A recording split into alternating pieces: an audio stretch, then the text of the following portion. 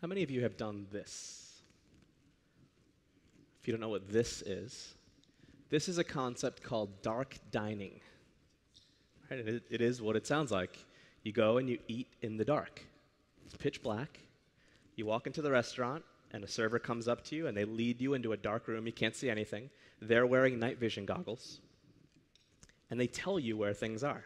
So they say, I'm refilling your wine at 2 o'clock. I'm adding some food to your plate directly in front of you. And what you do is you sort of feel around in the dark, and you're usually eating with someone, or you're maybe with a big group, and you're talking about your food, and you're smelling it, and you're hearing all the sounds around you, but you can't see anything. So you're mostly using your hands, because utensils are a little bit tough there, and you're just sort of shoveling food in your mouth. Anybody done this? A few. I've never done this before, but I really want to. One of the things that is common with all of the people that do this, when you ask them afterwards, how was it? They say, one of the best experiences of my life, the food was delicious. Now, I have a hard time believing that this is probably the best food you could get anywhere at a restaurant like this.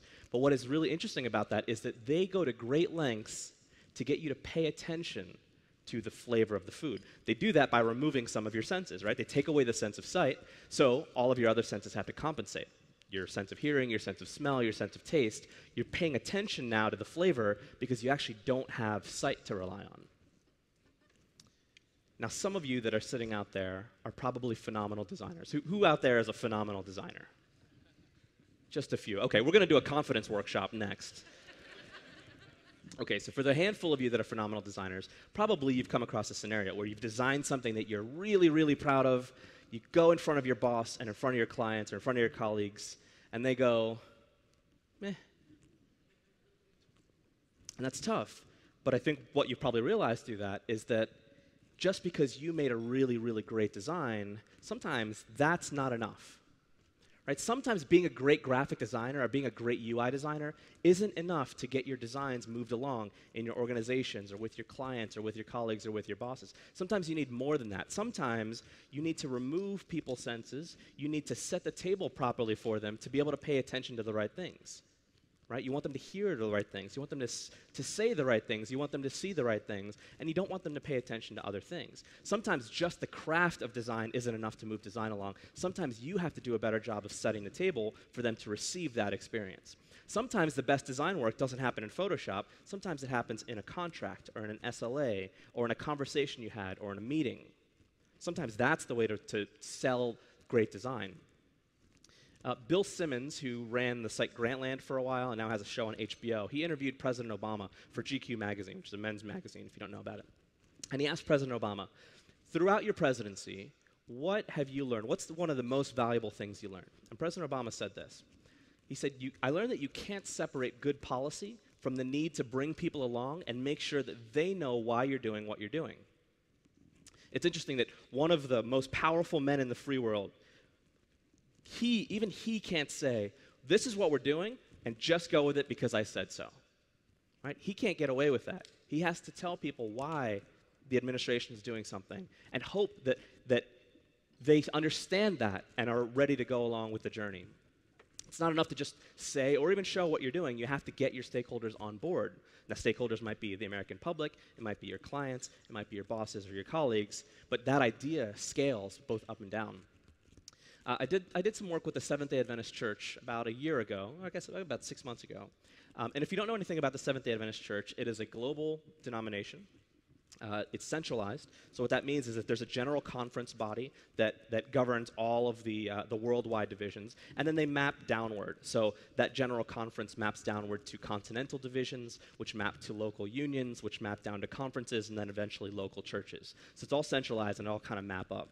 Now, the project that we were doing with them was to help them create a design system, which Brad talked about design systems. We did a similar project for the Seventh-day Adventist Church. And if you don't know much about the church, here's just a couple of stats. They have 70,000 churches worldwide.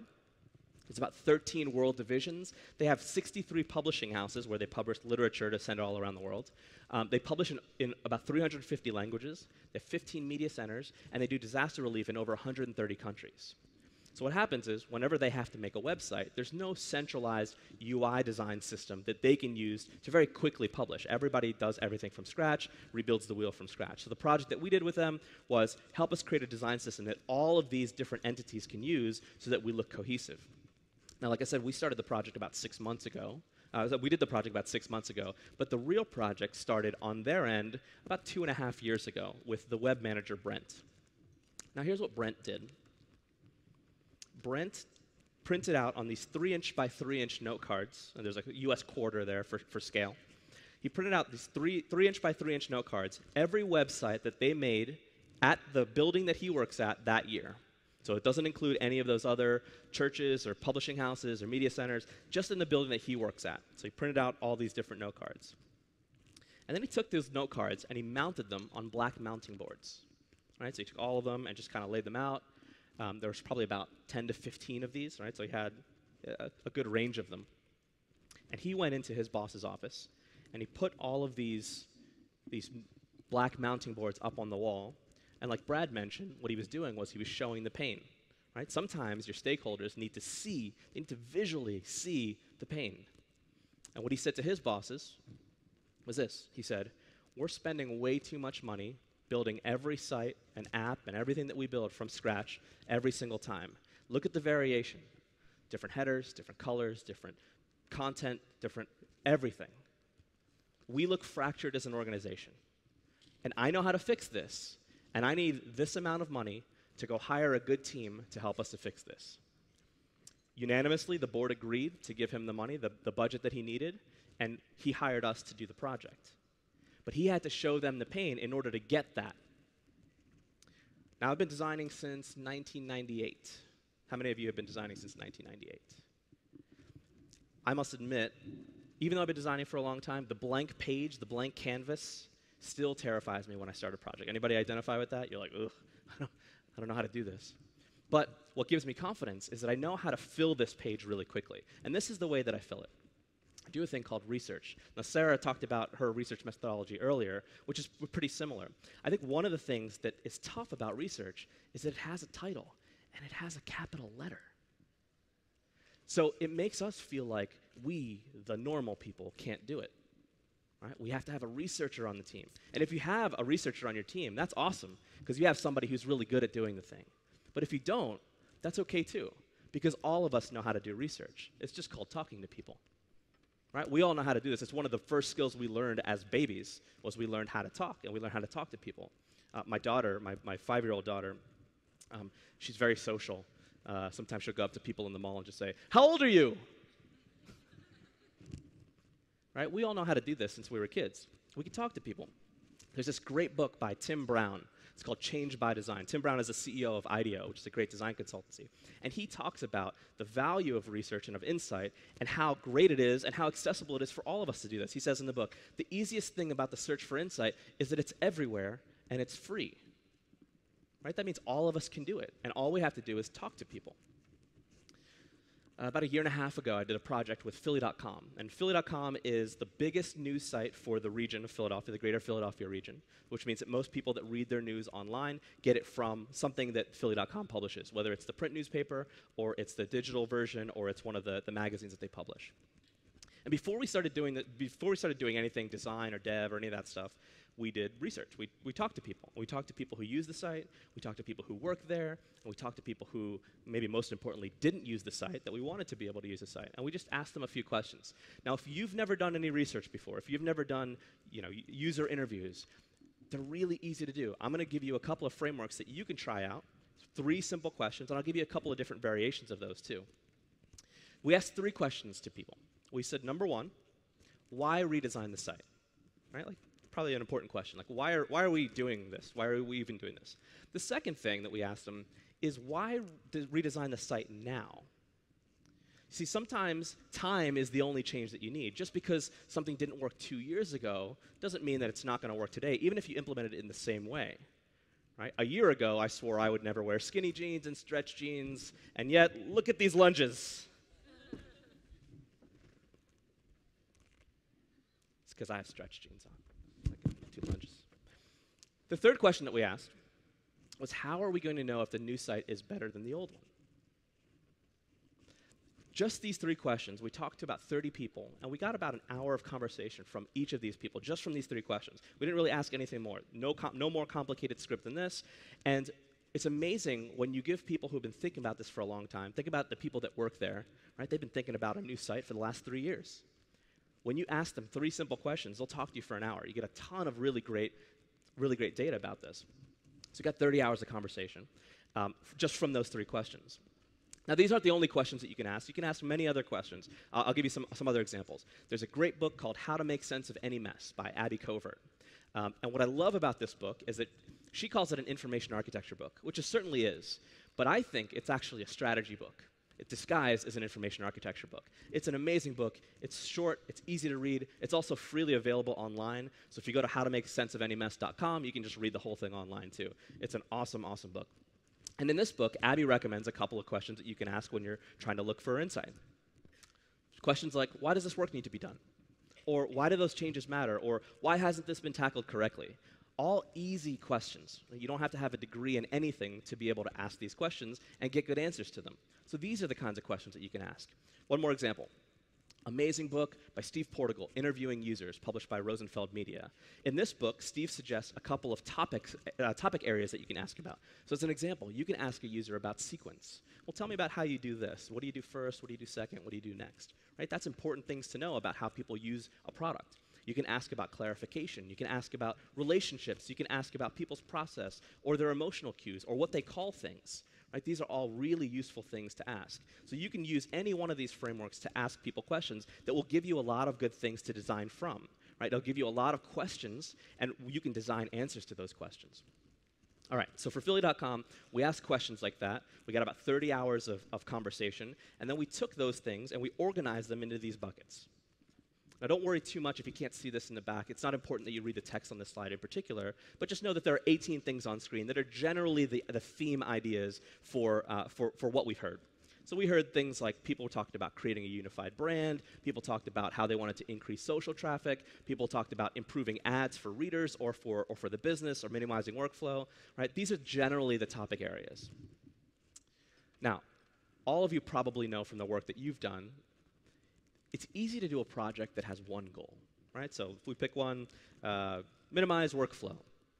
We can make a really great site that minimizes workflow, right? Here, a weird but good example is that you could make a site that's just HTML. No CSS, no images, right? No workflow. Right? Just write the content, publish it online, get performance out of it, right? It's easy to do a project that has one goal, and you will have met that goal. But when you introduce another goal, just going from 1 to 2 goals, the project becomes infinitely harder. So let's take a look at an example. We could do a site that minimizes workflow, but how do we make a site that at the same time minimizes workflow and also increases editorial flexibility? That one's a lot tougher. Or another example. We could showcase the newsroom, of which Philly.com had 3 different newsrooms. We could showcase each newsroom and make brands for each one of them. But how do we do that while also creating a unified brand? Right? Infinitely tougher. So if you take a project with one goal and you add another goal to it, it becomes that much more difficult. Now imagine doing a project that has 18 goals. Right? You'll never know what to do, and you'll end up with the vanilla web that we have now. So what can you do here? What you can do as designers, and we'll talk about that in a little bit, what you can do is you can help your clients or your bosses or your colleagues or your teams focus those goals and prioritize those goals. Because if you can do that, then you know at least what project you're doing. So here's what we did to do that. We got these kinds of people in the room. We got product managers and design directors in the same room as controllers and lead systems analysts and the CIO and the director of news experience. Normally what happens in projects is we do a website redesign, we meet with the web team, right? And then you do a 4-month project or a 6-month project, and then all of a sudden the director of sales sees or gets wind of what you're doing, and he says, no, this is not going to work because we can't sell this. And then you have to start from scratch. So one of the first things we did on this project was we got all these people in the room, people that represent different facets of the business, so that we can understand the priorities from an organizational level, not just what's important to the web team, or what's important to sales, or what's important to tech, or what's important to IS. So we took those themes, and we wrote them on these big tear sheets, about 18 by 24, and we hung them up on the wall. We just wrote the names of those objectives at the top of that. We hung them on the wall. We handed out Post-it notes. We gave each person 3 Post-it notes, and we said, we'd like you to vote with these Post-it notes. Vote for the goals that you think are the most important. Now, if you think one is super important, you can spend all 3 of your Post-it notes on that. Or if you think 3 are equal, you can spend time voting on those things. And what you started to do is you start to see people kind of get up, walk around the room, maybe inventory, and kind of see what other people are voting on. After a few minutes, just you'll start to see people kind of put Post-its on the wall. Eventually kind of look around. It starts to become more and more of a social process. It starts very cautious, then moves to be a little bit more social. And you end up with this kind of heat map, right? Like, if you kind of squint at that, you go, oh, okay, the ones with a lot of color on them seem to be the things that are most important. The ones with a little bit of color on them, maybe less important. And you start to understand organizationally that these are the inklings of a priority. Now, this is not gospel, right? You don't give people Post-it notes and say, vote on the wall, and then these are not going to change, right? You ratify those things later on in the project. But at least it gives you a sense of where to start. Right? That's what you're looking for. You're looking for this heat map of where to start. And so what starts to happen is you can take a list of 18 goals, and you could say, all right, here's the priority of these 18 goals. These are the order that we're going to tackle these things in. And for this first 6 weeks or sprint or however many sprints or however you want to divvy it up, we're going to do a project that focuses on the top 3 priorities. That's the project we're going to do. Yes, we'll get to number 11, minimizing workflow. We'll get to that, but not in this first sprint. Right? And you get everybody's kind of collective vision on how can we achieve those 3 things. If we do that, we're doing the most important things. Once we accomplish that, then we'll move on to the next thing. And if you're a consultant, maybe you work for an agency that does work with clients, you can actually just do those first 3 things and hand off the rest as a backlog. That's a really great thing you can do as a service provider. You could say, we're not going to do these things because that's out of the scope of our project, but we've gone through and prioritized those things for you so that when your internal team takes this over, you know how to tackle these and in what order. Right? That's a really handy thing to hand off to a product team. So what can you do with these? You can do a ton of things with these. I'm not going to spend too much time on that now. Jerry's going to talk about these a little bit later too, so I'm not going to spend too much time. But what can you do with these? You can help these organizations, your organization, measure these. Right? You can do things like you can write SLAs, you can write service level agreements and say, here's what we're going to do with these goals, and here's what it means to achieve them. That's one example. Another framework is you can write KPIs and OPIs, key performance indicators or operational performance indicators. That's another way to measure these things. You can use a framework called Jobs to be Done by Clayton Christensen. Right? That's another way to evaluate whether or not you're doing the right things. You can use Top Tasks, which Jerry's going to have a whole talk on that a little bit later on. The one that I use most is OKRs. You can use that framework to do this. So there's all these sorts of ways that you can measure the goals that you set out to know that you're doing the right jobs for your clients. All right, so this is a design talk. Supposed to be design process, and I haven't talked about Photoshop or Sketch or Illustrator or any of those things yet. And I think that's intentional because in a good design process, the killer app that you need is really just smart planning, right? That's the thing that you need. If you do that, you can set the table for great design to happen after that and just kind of rolls downhill after that. All right, so you've planned smartly, you've prioritized goals, you understand what you're going to make, and then you go and make the thing. I'm not going to talk too much about making the thing because that's what we're all good at, right? Everybody in this room is probably good at writing some code or making a diagram or pushing pixels around or doing those things. So you've figured out what to make. But let's say you're doing a side project, for example, and you're like, I want to make something, but I'm not sure what to make. I found this great list through Chris Coyier and Dave Rupert's podcast, The Shop Talk Show. They linked to this GitHub repo by Melanie Richards called Just Build Websites. And it's a list of 75 things that she writes about like what you can do to build a website. If you're like, I want to do a side project, but I don't really know what to make, you can go to this list, and she has ideas for you for what to make. Pretty amazing list. But let's say, back at your job, you know exactly what you're going to make, right? Your boss tells you what you need to make, or you have a backlog of things that you need to make, and you've prioritized those things. So you go and make that thing, and then you have to show it to somebody. Right? And the way that we normally show stuff to people is we do presentations. We do the infamous design presentation. And this is the thing, I don't know about you, but I screw these up all the time. How many people screw up design presentations? Oh, they're so tough, right? So here's what we normally do. Here's like the typical awful design presentation. We just point out stuff. There's a logo and a nav.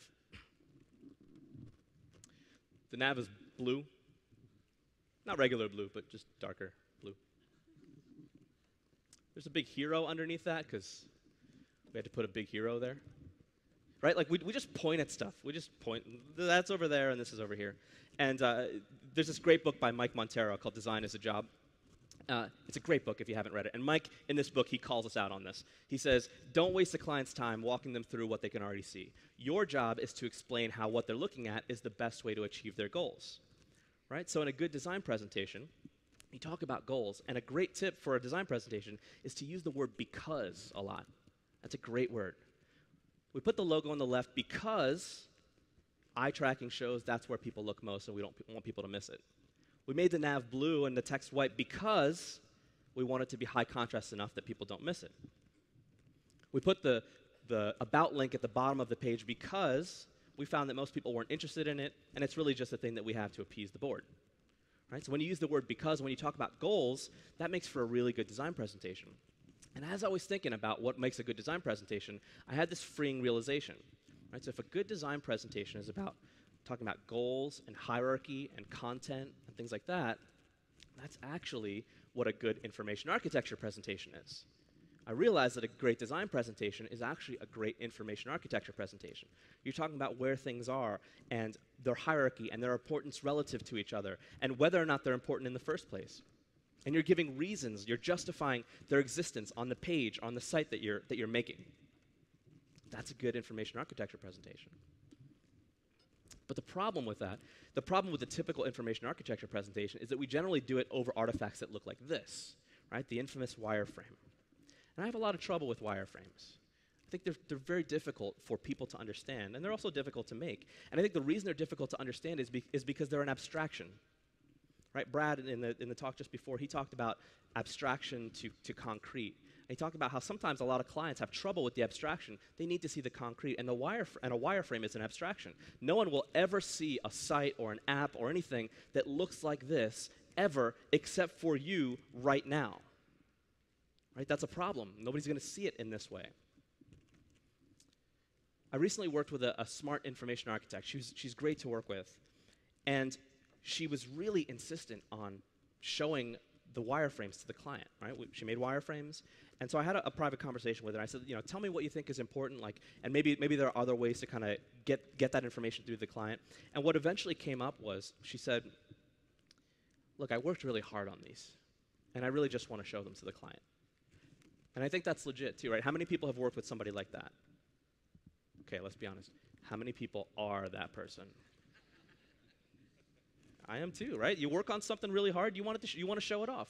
You want to show it off to your team, you want to show it off to your clients. There's nothing wrong with that. That's legitimate. And so the conversation I had with her was basically this.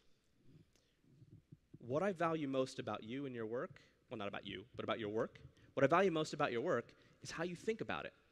Right? An information architect or user experience designer has a particular way of approaching problems that are intellectual, that are mental models. And it's not important that they make artifacts. Right? I have a whole design team that can make artifacts. They're really good at making artifacts. So what I appreciate most about your work is your ideas about these things. That's what I want most. So if you can capture those ideas, the deal that I'll make with you is I will make a really great illustration for you to communicate those ideas to the client. Right? Does that seem like a fair trade? Right? And so we agreed that that was a fair trade on that project, and that's how we worked on it. I did a project with O'Reilly, redesigning O'Reilly's site about a year and a half ago or 2 years ago. And I worked with a really amazing information architect and user experience designer and ethnographer. I don't know what she is. Her name is Jennifer Brooke, and she is awesome. If you ever get a chance to work with her, do it. We had the same conversation on that project, but just in reverse. So she came to me and she said, I would love it if I would never have to make a wireframe on this project. I was like, hooray! What should we do? And she's like, well, what do you need from me? I was like, well, I just need to know how you think about this stuff. Like, how do you think about the content? How do you think about the relationships of the content on the page? How do you think about what should be on the page and what shouldn't be on the page and in what order? Like, I want to know that stuff from you because you have a lot of insight about the stuff that I don't necessarily have.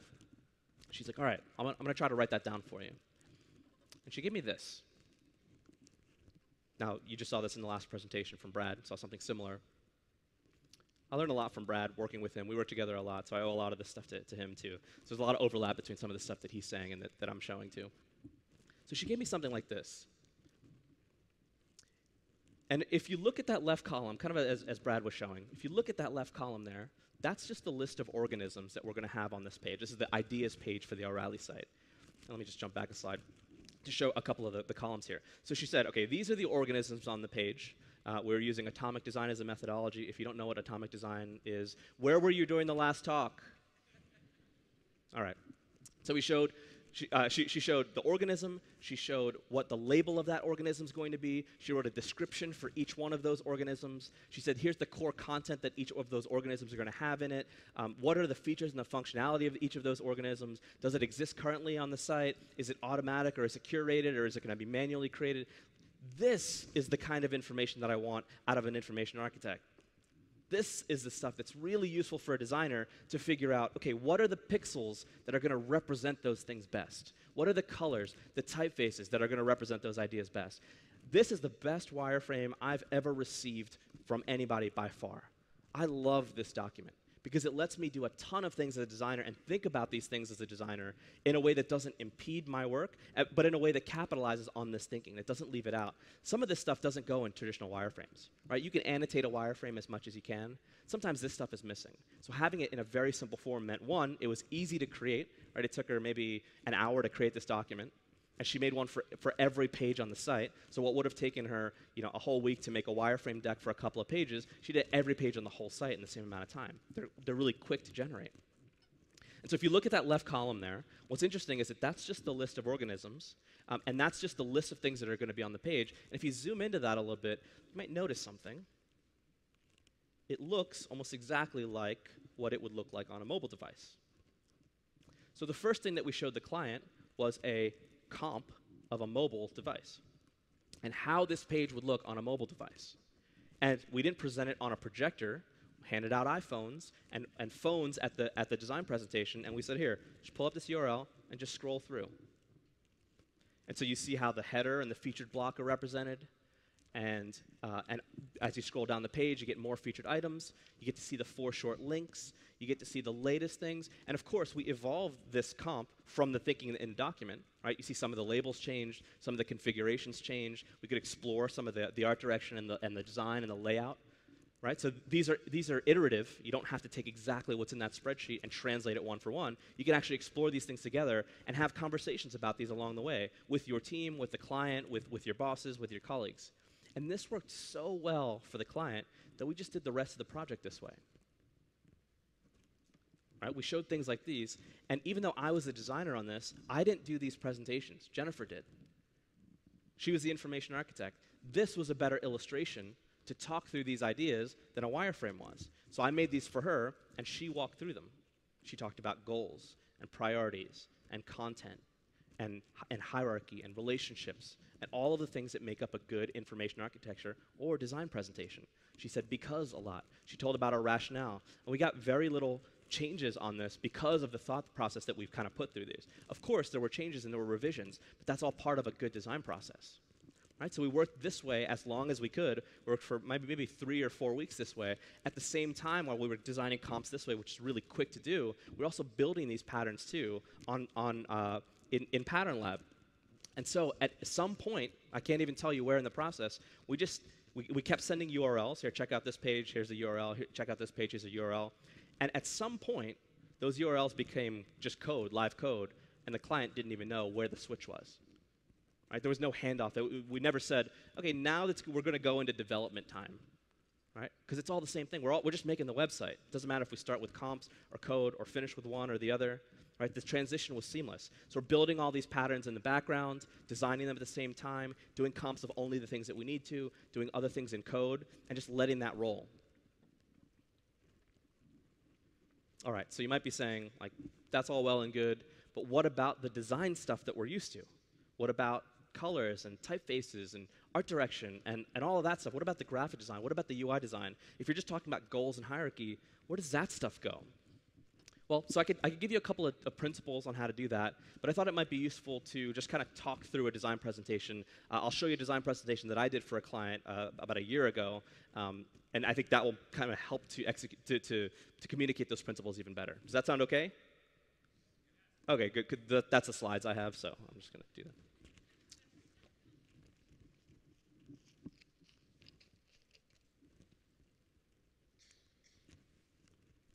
All right, so let me give you some context. We're doing a website redesign for one of the most prestigious engineering schools in the country.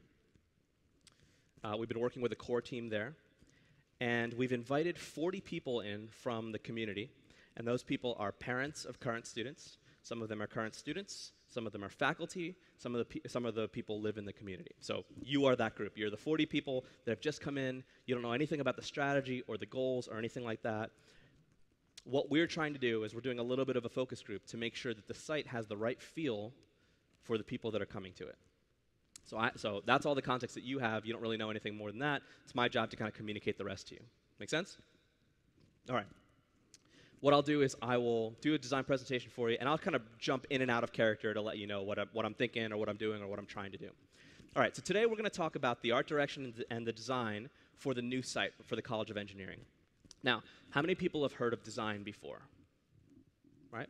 Probably most of you. You know, it's in the news. Companies like Apple and Airbnb are touting this thing called design. You've probably heard that before. So let's start with that. Who here has a good definition for design? Who knows what design is? And you can just shout it out if you have a definition. Anybody? The way things are supposed to look. Absolutely. What else? The way things are supposed to work, how it works. Yep. Visual communication, totally. Say again? Not ugly, right. So all of these are great answers for design, for what design is. How many people have heard this statement before? Design is subjective. Anybody hear that before? Yeah, that's garbage. Design is only subjective if you're too lazy to make it objective. So how do we make it objective? Well, the way to make anything objective is for all of us to agree on the definition. So I'll share with you a definition that I found works for design, and then we can use that. If you agree with that, we can use that as a good definition moving forward until we find a better one. So this is the definition I've seen. It's from my friend Jared Spool, who runs user interface engineering. He says design is the rendering of intent. Do you buy that? What's nice about this, I'll defend this a little bit. What I love about this is that it lets all of us be designers. If you render intent, you are a designer. If you render intent in a Photoshop mock, you're a designer. If you render the intent of how a database is structured, you're a designer. If you render the intent of how a dress is made, you're a designer. Right? It's an inclusive definition. And I love that about it, is it says anytime we're being intentional about a thing and trying to show that to someone, we're being good designers. And if we use that as a definition, then we can say, well, this is good design because it's appropriately rendering some intent, or it's bad design because it's not appropriately rendering some intent. So we can actually use that as a measuring scale for what good design might look like. You're all okay with that? All right, until we find something better, we'll use that. All right, let's go to the second part, art direction. Now, this one might be a little bit tougher. This one's a less common phrase in design. So let me tell you a little bit about how I see the difference between art direction and design. I think design is about the look of something, while art direction is about the feel. How does it feel? It's very possible to have something that's designed really well, but has poor art direction. And vice versa. It's really possible to have something that has great art direction, but terrible design. Want to see an example? Of course you do. Look at that thing. Terrible design. It's awful. What is that typeface? It's probably one of those free, like, defont.com typefaces. It's got, like, rainbow stripes on it, so it's hard to read. It's, like, vibrating, so it's, like, seizure-inducing. It's got, like, I don't know, is that fuzz or hair around it? I'm not sure what that outline is. Just really, really makes my eyes hurt. But art direction, how should a birthday announcement feel? Fun? Happy? Bright? Glittery? Sparkly? I don't know. Does a pretty good job of that. Great art direction, poor design. You with me so far? Okay, so here's what I want from you, from feedback. I want to know if the thing that I'm about to show you has good art direction. I want to know how it feels to you. I don't really care too much about the look. right? Me and my team of designers, we're good at that part. We're good at the design part. We went to school for that. We've practiced that for a while. We can employ our design skills to solve problems. But if it doesn't feel right, that's important to nail down right now. And why I think that that's easy for all of you to do is that all of us have the skills to be able to be good art directors, right? My kids, my 5-year-old and my 2-year-old, are great art directors. We have known how to do this since we were kids. Let me give you an example with color. So I show my daughter this website, my 5-year-old, and she goes, "Dad, that's scary." Yeah. Now, she doesn't know that if you use Didone serifs and high contrast imagery and desaturated photos, that those things lead to a scary aesthetic. She doesn't know that. She knows that things that are pointy and dark are probably scary. And you all know that too. A site like this for Fitbit. How does it feel? Happy, right? The colors say it's vibrant and bright. It's lifestyle. It's about being active, right? How does it feel for Fitbit? Pretty good. So the question of the hour, the question that we're going to talk through right now, is the site that I'm about to show you, does it feel like the College of Engineering? And maybe more appropriately, does the site I'm about to show you feel like the future of the College of Engineering? I want to know how it feels. Right? Let's not worry too much about where things are placed or anything like that, but I want your gut reaction. Right? Sarah talked about that earlier, about branding. I want to know if the brand feels right, your gut feeling in your soul about this thing. Does that brand feel right? All right, so let me break character for a minute. I'm about 5 minutes into this. I haven't even shown you a comp yet. What I'm trying to do is I'm trying to set the table for you to hear the things that I want you to hear and pay attention to the things that I want you to pay attention to and not pay attention to the things that I don't want you to. Right? So how many of us do this? I'm guilty of this. At the end of your design presentation, you say, "What do you think?" Right? You open the floodgates. Right? When you say, "What do you think?" it says, "Tell me anything."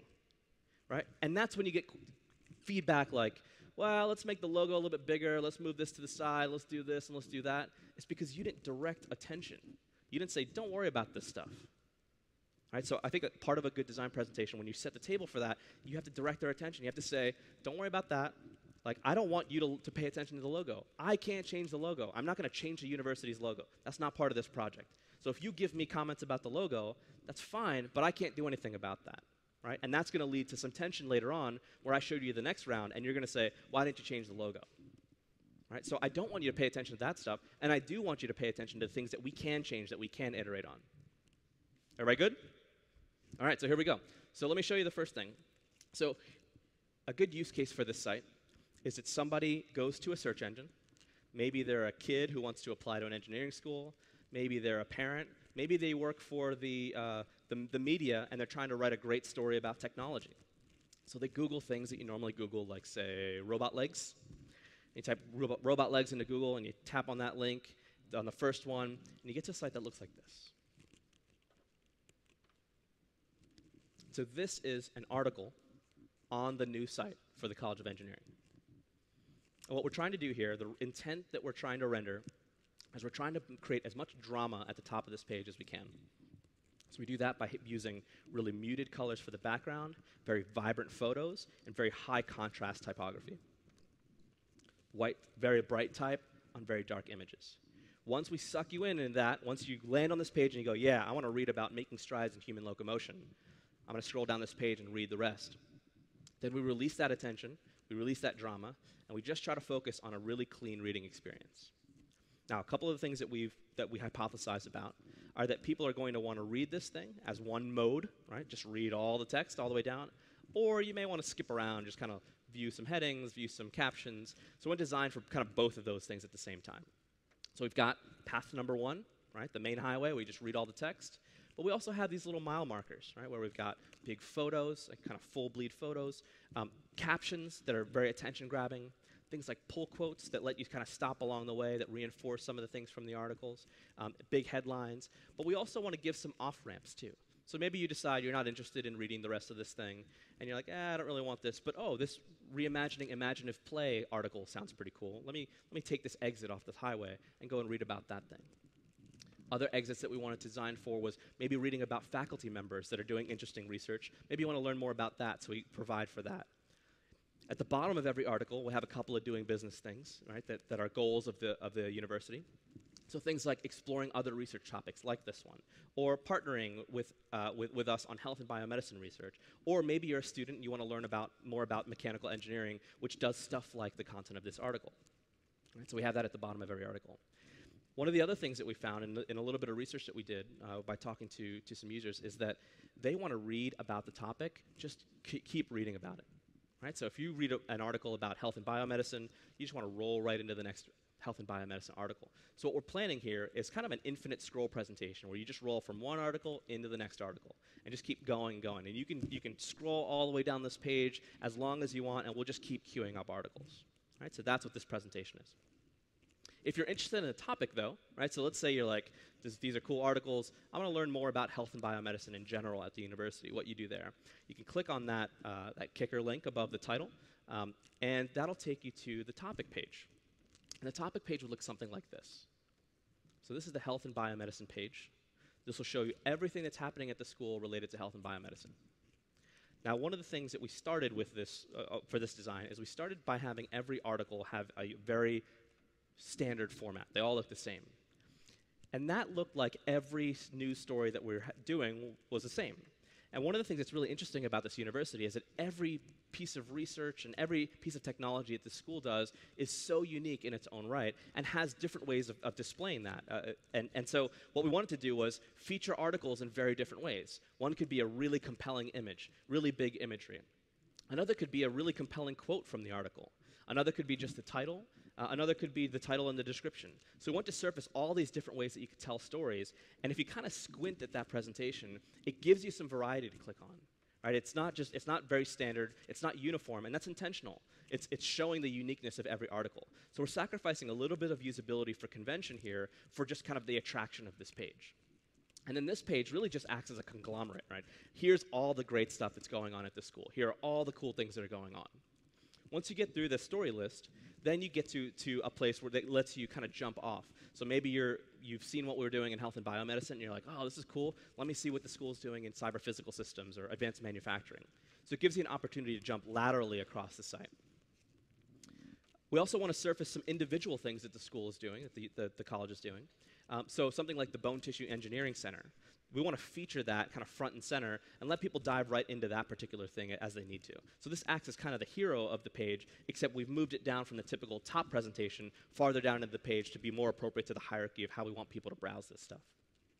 And then lastly, at the bottom of the page in the footer, again, some more doing business stuff, being able to study at the university or learn more about the topic, and then doing things like contacting or making a gift or learning about academic policies. So one of the things I want to touch on is that you'll see that this site is really designed for reading. Right? There's a lot of type on this site. So I want to touch a little bit on the typography choices here. Now, how many of you have used, like, let's say Microsoft Word before and just picked fonts from there? Anybody done that before? Okay, a few of you. How many of you just picked at random? Like, I don't know, curls sounds good. I'm going to pick that font. Yeah, some designers do that too. It's kind of weird. But some designers don't, and I want to tell you a little bit about the rationale of how we've chosen typefaces for this site. So if you look at this top presentation that I talked about earlier, about creating this drama at the top of the page, and just kind of fade everything back, right? This is the type that we've got on screen. Now this typeface is a typeface called Graphic, and it's created by a foundry called Commercial Type. Now, we agreed earlier that our definition of design was the rendering of intent. Now what's cool is that typefaces are made by designers too. They're called type designers. And so that means they're trying to render some kind of intent too. So what's the intent that they're trying to render? Let's say the creator of Graphic. What is he or she trying to render through this typeface? What's cool about Foundry's websites is that they actually write about how they want people to use these typefaces. So as I did some research on Graphic, I learned that Graphic was inspired by the elegant plainness seen in many of the less common 20th century European sans serifs and in hand lettering on classic Swiss modern posters. Now, just a little bit of an art history lesson for you. The Swiss modern movement was also known as the International Typographic Style, and that movement had profound influence on the field of graphic design as well as engineering, including fields like architecture and art and things like that. Now, the emphasis here in that movement is cleanliness, readability, objectivity. Now, if you read the charter of the school, those three principles are there. So what we're trying to do with the typography is taking principles of a typeface, match them up to the principles of the College of Engineering, and try to create a conceptual matching that feels right and feels appropriate for the college. Does that make sense? I'll tell you a little bit more about that. This is the typeface that we use for reading, right? This is the general typeface that we use all across the site. And this is a typeface called Quadrat. If I kind of zoom out, that's what it looks like. It's called Quadrat. It's made by a foundry called Font. Now, FF Quadrat, as I did research about this, they said it was born out of careful research in form and function, a combination of Renaissance elegance and contemporary thinking about construction and shaping. Now, again, those principles, Renaissance elegance combined with contemporary thinking, those are principles that also apply to the College of Engineering. So again, creating this kind of conceptual match too. The last thing, and it's a little bit subtle on screen, but as I zoom out, you'll see we've got these numbers, these sort of stenciled numbers here. And this is a typeface called Compass. And as I did some research on Compass, I couldn't really find much. The designer didn't really write much about it. So I did some research on stencil typefaces in general.